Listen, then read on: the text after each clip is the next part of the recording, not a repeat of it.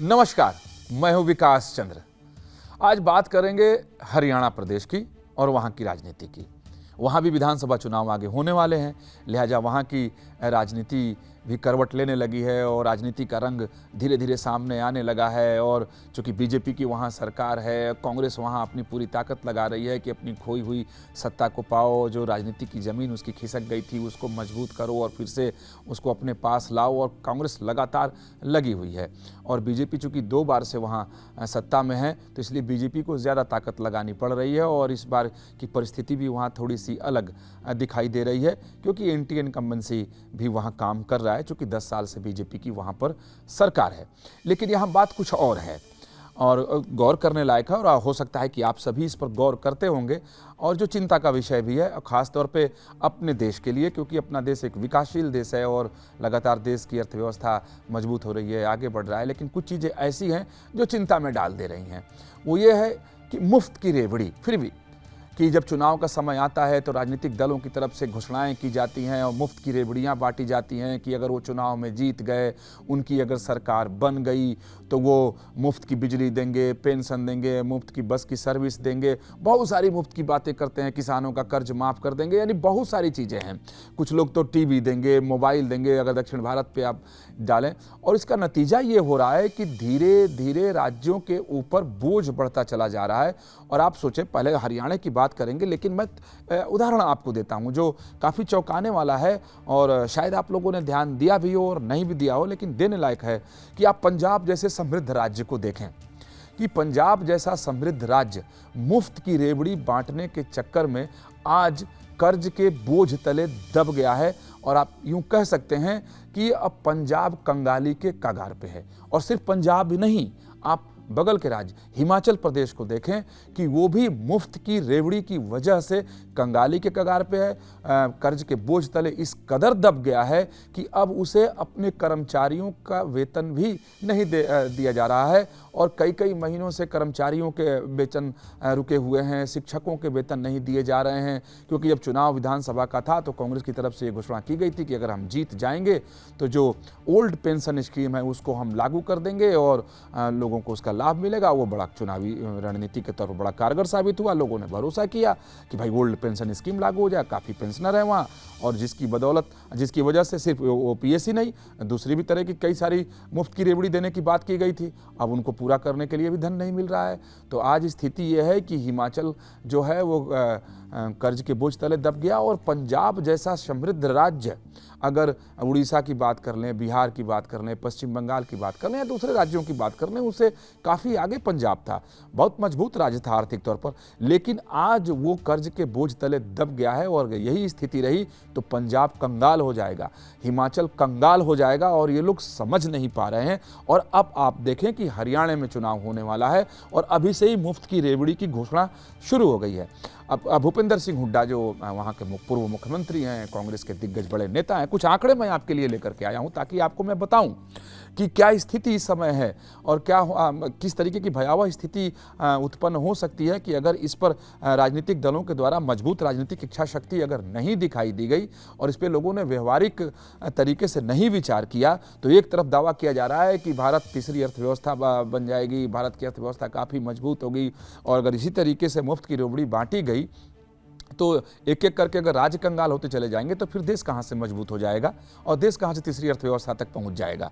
तो मैं सबसे पहले भूपेंद्र सिंह हुड्डा ने जो कहा है, पहले मैं आपको वो बता देता हूँ कि उन्होंने चुनाव के पहले, चुनाव की घोषणा हो, उसकी तारीख है, उसके पहले ही उन्होंने लोगों को अपनी तरफ करने के लिए ऐलान कर दिया कि अगर उनकी सरकार बनती है, साफ तौर पे उन्होंने कहा कि अगर आप कांग्रेस को वोट करते हैं और अगर उनकी सरकार बनती है तो जो बुजुर्गों को पेंशन मिलता है वो 6,000 रुपये कर दिया जाएगा, 300 यूनिट बिजली फ्री कर दी जाएगी, साथ ही जो गैस का सिलेंडर है वो 500 रुपये में कर दिया जाएगा। ठीक बात है कि सामान्य आदमी के लिए, चाहे जो कम पैसे कमाते हैं, उनके लिए बहुत अच्छी बात है कि बिजली अगर 300 यूनिट तक फ्री हो जाए या गैस का सिलेंडर 500 रुपये में मिल जाए तो बहुत राहत वाली बात है कि सामान्य और गरीब लोगों के लिए बहुत राहत वाली बात है। लेकिन ये कुछ लोगों के लिए राहत वाली बात है, लेकिन राज्य के ऊपर बोझ वाली बात है। हालांकि यह हरियाणा जो है वो संपन्न राज्यों में आता है, लेकिन अगर 500 रुपये में सिलेंडर सबको दिया जाने लगे और वृद्धा पेंशन मिले, अवश्य मिले, क्योंकि भारत एक लोक कल्याणकारी राज्य है। यहाँ बुजुर्गों का सम्मान भी होना चाहिए और बुजुर्गों का सहयोग भी होना चाहिए। लेकिन 6,000 की अगर घोषणा इन्होंने की है, सवाल उठता है कि कई बार लोग घोषणा कर देते हैं, लालच में आकर लोग वोट कर देते हैं और वो पूरा नहीं हो पाता है। जैसे पंजाब में कई सारी ऐसी घोषणा है जिस पर अब लोगों का दबाव है कि पूरा करो और मान सरकार उसको पूरा नहीं कर पा रही है। तो अब हरियाणा में मुफ्त की रेवड़ी बांटने की घोषणा की जाने लगी है। अब इस मुफ्त की रेवड़ी का नुकसान उसके पड़ोसी राज्य पंजाब पर क्या हो रहा है, उसके आंकड़े मैं आपको बताता हूं, जो काफ़ी रोचक है। आप सुनकर हैरान रह जाएंगे और सोचने को मजबूर कर देगा कि आखिर राज्यों को इस पर लगाम लगाना चाहिए। खासतौर पर जो राष्ट्रीय पार्टियां हैं, चाहे कोई भी राजनीतिक दल है, अगर उसकी सरकार बनती है तो उसको इस पर विचार करना पड़ेगा कि भाई ये मुफ्त की रेवड़ी बांट कर, अगर मुफ्त की रेवड़ी एक तरफ बांटी जाती है तो उसका नुकसान दूसरी तरफ होता है कि हॉस्पिटल नहीं बन पाते हैं, सड़कें नहीं बन पाती है, विकास के दूसरे कार्य नहीं हो पाते हैं, शिक्षण संस्थान नहीं बन पाते हैं, अगर विद्यार्थियों को जो सब्सिडी मिलने वाली है वो नहीं मिल पाती है। बहुत सारी चीज़ें ऐसी होती हैं कि जो आवश्यक होती हैं वो चीज़ें रुक जाती हैं और वो सिलेंडर पे, पेंशन पे, बिजली बिल पे चला जाता है। तो मैं पंजाब का उदाहरण आपको दे दूं कि आपको सुनकर हैरानी होगी कि पंजाब जैसा राज्य जो कंगाली की कगार तक पहुंच रहा है, वो क्यों पहुंचा है? क्योंकि 3.5 लाख करोड़ रुपए का कर्ज आज पंजाब के ऊपर है और 23,000 करोड़ रुपए उसको सिर्फ अपने कर्ज के ऊपर ब्याज देना पड़ रहा है। और आप सोचें कि जिस राज्य को 23,000 करोड़ रुपए सिर्फ ब्याज देने पड़ रहे हों, वो विकास की अपनी गाड़ी को कैसे रफ्तार दे सकता है, कैसे उसको तेज कर सकता है? अगर वो चाहे कि एक यूनिवर्सिटी बना ले बहुत बड़ा, तो क्या बना पाएंगे? अगर वो चाहें कि एक बहुत बड़ा संस्थान बना दे, मेडिकल कॉलेज बना दे, हॉस्पिटल बना दे जो लोगों को राहत पहुंचाए, क्या स्थिति में है पंजाब सरकार? बिल्कुल नहीं है, क्योंकि वो कंगाली की कगार पर हैं। 23,000 करोड़ रुपए तो 3.5 लाख करोड़ रुपए उनको ब्याज देना पड़ रहा है। अब सोचें, अब ऐसी स्थिति क्यों आई है? ये सिर्फ मुफ्त की रेवड़ी की वजह से आई है। पंजाब में जो स्थिति उत्पन्न हुई है कि जो बांटी गई कि जो महिलाएं हैं उनको बस सरकारी बसों में मुफ्त यात्रा कराई जाएगी। अब उस मुफ्त यात्राएं वहाँ महिलाएं कर रही हैं, ठीक बात है, लेकिन अब उसका दुष्परिणाम क्या है कि पहले 6,000 करोड़ का मामला था, उस बस के ऊपर जो महिलाएं चल रही थी, जो खर्च हो रहा था, अब वो बढ़कर के 720 करोड़ रुपया और बढ़ गया। अब सोचे कि इस पर कितना नुकसान राज्य सरकार को है और राज्य परिवहन निगम को वहाँ पर नुकसान है, और उसकी भरपाई कहाँ से हो रही है? दूसरे मद से सरकार उसकी भरपाई कर रही है ताकि वो चलती रहे। अब 300 यूनिट बिजली फ्री है पंजाब में, और ये जो अभी मौजूदा सरकार है, आपकी सरकार जो मानो वहाँ मुख्यमंत्री है, उन्होंने ये फ्री नहीं किया था। ये किया था कैप्टन अमरिंदर सिंह जब मुख्यमंत्री थे, तब उन्होंने चुनावी घोषणा की कि मेरी सरकार अगर बन जाएगी तो हम 300 यूनिट तक की बिजली फ्री कर देंगे।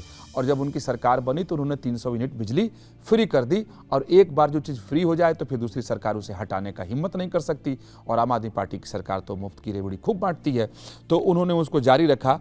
अब सोचें कि इस जो फ्री 300 यूनिट की बिजली दी जा रही है, वो 7,780 करोड़ का बोझ पहले से ही था। अब वहाँ बिजली के बिल को रिवाइज किया गया है, यानी उसमें थोड़ी सी बढ़ोतरी हुई है, तो 654 करोड़ रुपया और बढ़ गया है।